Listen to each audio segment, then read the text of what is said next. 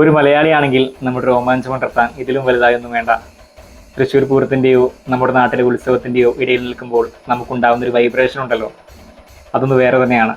നമ്മളൊക്കെ ആവേശം കൊള്ളിക്കുന്ന ഈ ക്ഷേത്രവാദ്യകലകളെ അവയുടെ ഗാംഭീര്യവും ശാസ്ത്രീയതയും ഒട്ടും ചോർന്നു പോവാതെ പുതിയ തലമുറയിലേക്ക് പകർന്നു നൽകുന്ന ഒരു സാംസ്കാരിക വിദ്യാഭ്യാസ സ്ഥാപനമുണ്ട് നമ്മുടെ കേരളത്തിൽ. തിരുവിതാംകൂർ ദേവസ്വം ബോർഡിന് കീഴിലുള്ള വൈക്കം ക്ഷേത്രകലാപീഠം. ക്ഷേത്രകലാപീഠത്തിൻ്റെ വിശേഷങ്ങളും അവിടുത്തെ കാഴ്ചകളുമാണ് ഇന്നത്തെ വീഡിയോയിൽ. എല്ലാവർക്കും നമസ്കാരം.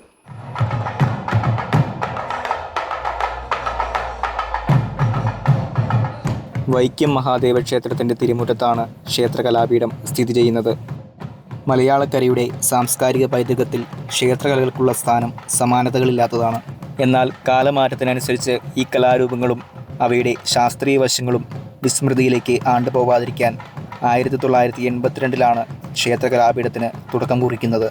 കേവലം ഒരു പരിശീലന കേന്ദ്രം എന്നതിലുപരി കർശനമായ അച്ചടക്കത്തോടെയും ഗുരുകുല സമ്പ്രദായത്തിൻ്റെ നന്മകൾ ഉൾക്കൊണ്ടുമാണ് ഇവിടെ അധ്യയനം നടക്കുന്നത്.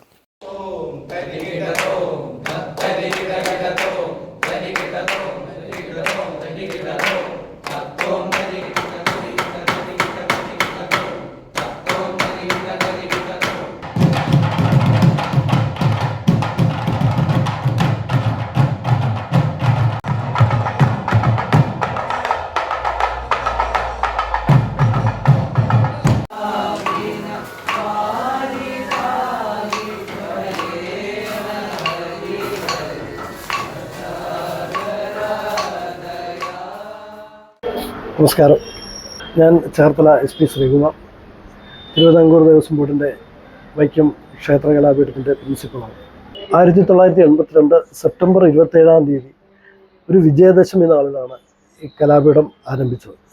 ഇതിൻ്റെ ഉദ്ദേശം തന്നെ ക്ഷേത്രകലകളിലേക്ക് പുതിയ തലമുറ ആരും വരാതിരുന്ന ഒരു കാലഘട്ടത്തിൽ ക്ഷേത്ര ജീവനക്കാരാകാൻ ആരും ഇല്ലാതിരുന്നൊരവസ്ഥയിൽ ക്ഷേത്ര അടിയന്തര കാര്യങ്ങൾ എല്ലാം തന്നെ നിന്നുപോകുന്ന ഒരു അവസ്ഥയിൽ തിരുവിതാംകൂർ ദേവസ്വം ബോർഡ് ഇങ്ങനെ ഒരു ആലോചന നടത്തുകയും വളരെ കുറച്ച് വിദ്യാർത്ഥികളിൽ തുടങ്ങി ആരംഭിച്ച ഈ പ്രസ്ഥാനം ഇത്രയും വലിയൊരു പ്രസ്ഥാനമായി മാറുകയുമാണ് ചെയ്യുന്നത്. ഇവിടുത്തെ കോഴ്സുകളെ കുറിച്ച് പറഞ്ഞാൽ പഞ്ചവാദ്യം, നാഗസ്വരം, തവിൽ എന്നീ കോഴ്സുകളാണ് നടന്നു വരുന്നത്. 3 വർഷം ആണ് ഈ കോഴ്സിൻ്റെ സമയക്രമം. 3 വർഷത്തെ ഈ കോഴ്സിൽ പഞ്ചവാദ്യ വിഭാഗത്തിൽ പഠിക്കുന്ന വിദ്യാർത്ഥികൾ ശംഖ്, തിമില, ഇടയ്ക്ക, സോപാന സംഗീതം, അഷ്ടപതി, ചെണ്ട, മദ്ദളം, കൊമ്പ്, പിന്നെ കളമെഴുത്തുപാട്ട് എന്നിങ്ങനെ ഇത്രയും വിഭാഗങ്ങൾ. അതുകൂടാതെ സബ്ബായിട്ട് മ്യൂസിക്, അതേപോലെ ഒരു ക്ഷേത്ര പൊതുവിജ്ഞാനം, അങ്ങനെ ഒരു കോഴ്സ് കൂടി. ഇങ്ങനെ 10 വിഷയങ്ങളാണ് പഞ്ചവാദ്യ വിഭാഗത്തിലെ വിദ്യാർത്ഥികൾ പഠിക്കേണ്ടത്. അതേപോലെ തന്നെ തകിൽ, നാഗസ്വര വിഭാഗത്തിലുള്ള വിദ്യാർത്ഥികൾ അവരുടെ തകിൽ, നാഗസ്വരവും കൂടാതെ സബ്ബായിട്ട് മ്യൂസിക്കും ഈ ക്ഷേത്ര പൊതുവിജ്ഞാനം ഒരു വിഷയം കൂടി ഈ 3 വർഷം പഠിക്കുന്നുണ്ട്. അങ്ങനെയാണ് ഈ കോഴ്സിൻ്റെ ഒരു പിക്ചർ. ഇവിടുത്തെ ക്ലാസ്സുകളെ കുറിച്ച് പറഞ്ഞാൽ ക്ലാസ്സിൻ്റെ സമയക്രമം വെളുപ്പിന് 4 മണിക്ക് സാധകം മുതൽ ആരംഭിക്കുകയാണ്. വെളുപ്പിന് 4 മണി മുതൽ 6 മണി വരെ സാധകവും, പിന്നീട് 9:30 മുതൽ ഉച്ചയ്ക്ക് 1 മണി വരെ ക്ലാസ്സുകളും, പിന്നെ 2 മുതൽ 4 മണി വരെ ആണ് ഈ ക്ലാസ്സുകളുടെ ഒരു സമയം. തിങ്കൾ മുതൽ ശനി വരെയാണ് ഇവിടെ ക്ലാസ്സുകൾ നടക്കുന്നത്. ഇവിടുത്തെ അഡ്മിഷനെ കുറിച്ച് പറഞ്ഞാൽ 10ാം ക്ലാസ് +2 പാസ്സായ 20 വയസ്സിൽ താഴെയുള്ള വിദ്യാർത്ഥികൾക്കാണ് ഇവിടെ അഡ്മിഷൻ ലഭിച്ചു വരുന്നത്. ഈ അഡ്മിഷൻ കൊടുക്കുന്നത് കുട്ടികളുടെ വാദ്യത്തിലോ സംഗീതത്തിലോ ഒക്കെയുള്ള അഭിരുചി പരീക്ഷ നടത്തി ഇട്ടാണ് അതിൽ ടാലൻറ്റഡ് ആയിട്ടുള്ള വിദ്യാർത്ഥികൾക്കാണ് അഡ്മിഷൻ കൊടുക്കുന്നത്. പഞ്ചവാദ്യ വിഭാഗത്തിലാണെങ്കിൽ 40 വിദ്യാർത്ഥികൾക്കാണ് അഡ്മിഷൻ ഉള്ളത്. നാഗസ്വര വിഭാഗത്തിൽ 15 പേർക്കും തകിൽ വിഭാഗത്തിൽ 15 വിദ്യാർത്ഥികൾക്കും അഡ്മിഷൻ ലഭിക്കുന്നതാണ്. അഡ്മിഷൻ ലഭിച്ചു കഴിഞ്ഞാൽ ഇവർക്ക് താമസം, ഭക്ഷണം, പഠനം എന്നിവ തിരുവിതാംകൂർ ദേവസ്വം ബോർഡ് ഫ്രീ ആയിട്ടാണ് നൽകി വരുന്നത്. ഒരു ബാച്ചിൽ 70 വിദ്യാർത്ഥികൾ വെച്ച് 3 ബാച്ചായിട്ടാണ് ക്ലാസ്സുകൾ നടന്നു വരുന്നത്. 210 പേരാണ് ടോട്ടലായി നമ്മൾ അക്കോമഡേറ്റ് ചെയ്ത് വരുന്നത്. 210 പേർക്ക് താമസിക്കാനുള്ള ഹോസ്റ്റൽ സൗകര്യവും ഭക്ഷണ സൗകര്യവും എല്ലാം ദേവസ്വം ബോർഡ് ഇവിടെ ഒരുക്കിയിട്ടുണ്ട്.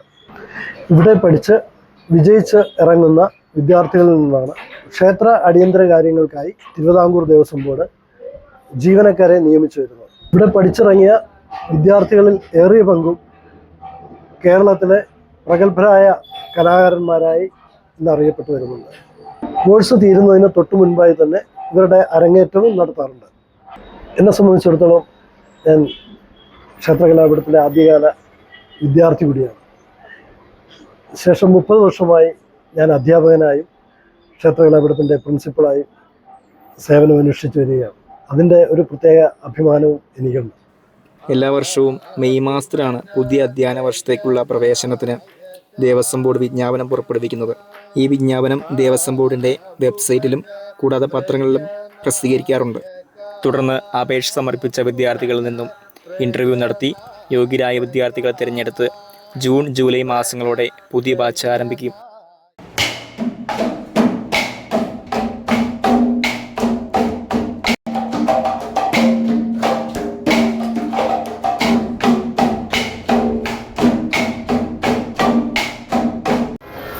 തത്തത്തേം തത്തത്തേം തത്തത്തേം തത്തത്തേം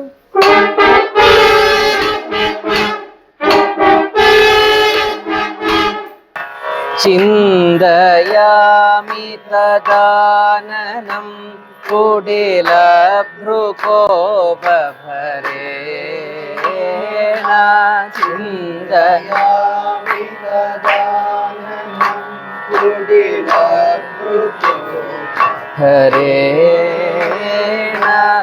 ക്ഷേത്ര സംസ്കാരവും കലയും തമ്മിലുള്ള ആത്മബന്ധം വിദ്യാർത്ഥികൾക്ക് മനസ്സിലാക്കി കൊടുക്കുവാൻ ഈ സ്ഥാപനത്തിന് സാധിക്കുന്നുണ്ട്. ഒട്ടുമിക്ക വാദ്യങ്ങളും ക്ഷേത്ര അടിയന്തര കാര്യങ്ങളും വ്യവസ്ഥാപിതമായി ഇവിടെ പഠിപ്പിക്കുന്നു.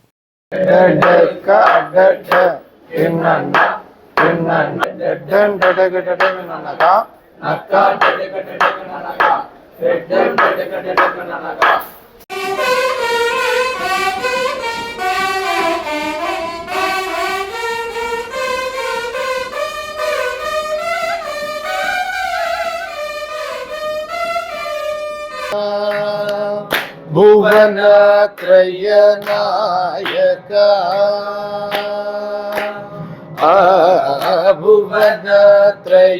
ഭുവനത്രയനായക.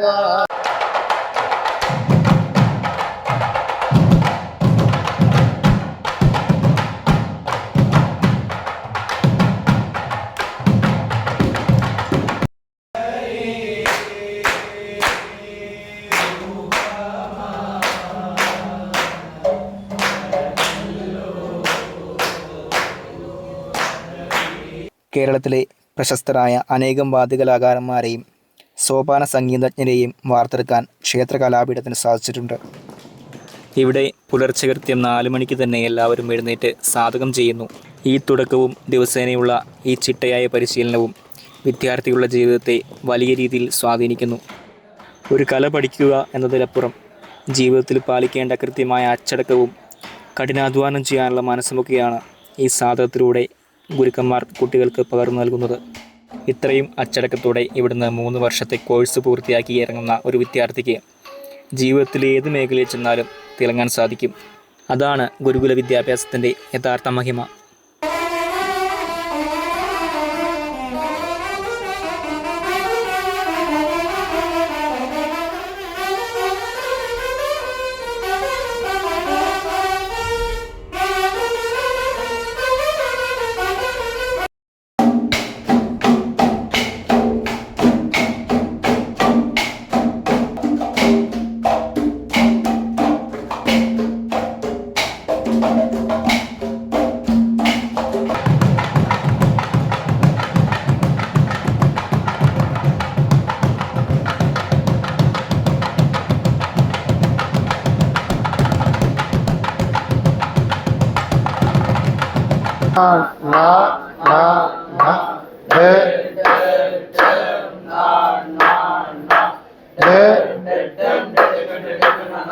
ഈ ഡിജിറ്റൽ യുഗത്തിൻ്റെ തിരക്കിലും നമ്മുടെ പാരമ്പര്യവും സംസ്കാരവും ചേർത്ത് പിടിക്കുന്ന വിദ്യാർത്ഥികളോടും ഗുരുക്കന്മാരോടും ബഹുമാനമുണ്ട്.